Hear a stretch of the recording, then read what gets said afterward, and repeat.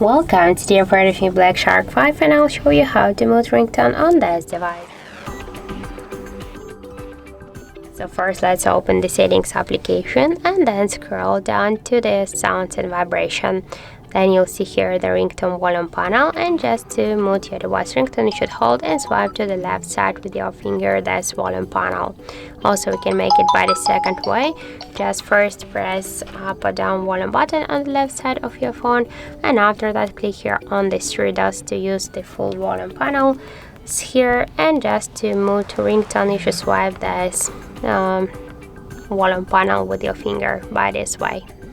So that's it. Thank you for watching, and if you find this video helpful, don't forget to leave a like, comment and to subscribe our channel.